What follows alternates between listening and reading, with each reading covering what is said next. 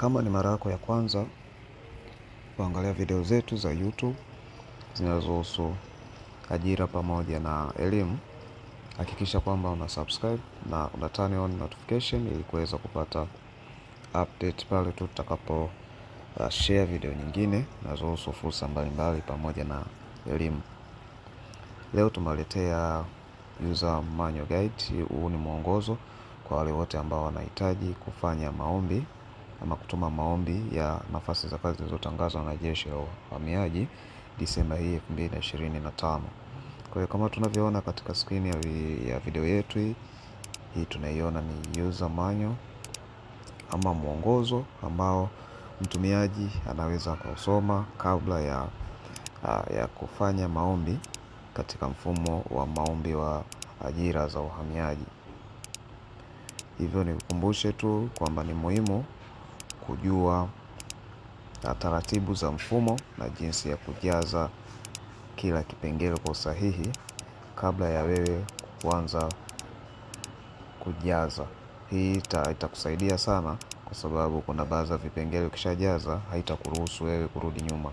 Mfano, ukishakosea kuweka passport size ama cheti cha kuzaliwa, umesha update vizuri, umesubmit, inakuwa ni ngumu sana kurudi kuedit. Kwa hiyo hakikisha kwamba unapofanya maombi yako katika zile hatua za kujaza akaunti yako kuwa na sifa ya kuweza kutuma maombi, basi unakuwa makini. Na kuweza kupata PDF ya mwongozo huu nitakuwekea link katika description na utaweza kuidownload na kuisoma mwenyewe taratibu.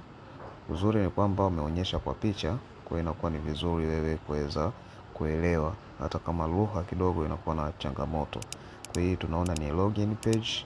Ukiingia katika mfumo ule utakutana na page ambayo unaweza kulogin, na hii mara nyingi watatumia wale ambao tayari washafungua account kipindi cha nyuma, lakini kama hujafungua ni lazima utajiregister ama utajisajili ili kuweza kufungua account yako vizuri, kuweza kupata sifa ya kutuma maombi. Kwa hiyo kusema jinsi gani ya kutumia, ukiwa katika login page ni lazima uingize username pamoja na password na ucheki hii captcha. Ukiona imekaa vizuri, hii ina verify kama sio robot, then una click ile login button kuweza kufungua kwa wale ambao tayari. Lakini kama wewe umesahau password, kuna neno pale chini tunaliona hapo.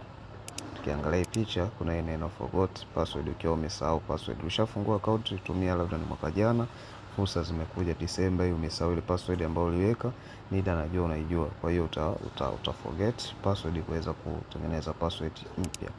Kwa hiyo hizo ni baadhi tu ya vitu ambavyo vimezungumziwa humo, lakini pia unaweza kujiregister.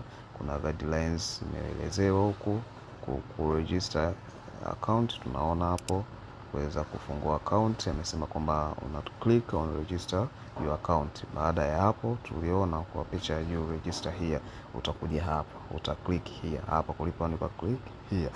Baada ya ku click here utakuja space ambayo itakuhitaji wewe kuweka ile email, NIDA yako kama tunavyoona kwenye picha. Ukiweka NIDA yako then utabonyeza hii search bar hapa kuweza track ile NIDA yako, na baada ya muda utaanza kuulizwa maswali yanayohusu yale vipengele vyote ambavyo unavijaza kipindi unajiandikisha na NIDA. Mfano hapa ameonyesha kwamba nataka kata ya makazi ya kudumu uliojaza, utaijaza then utabonyeza next. Utaulizwa swali jingine, yanaweza kuwa mawili au matatu.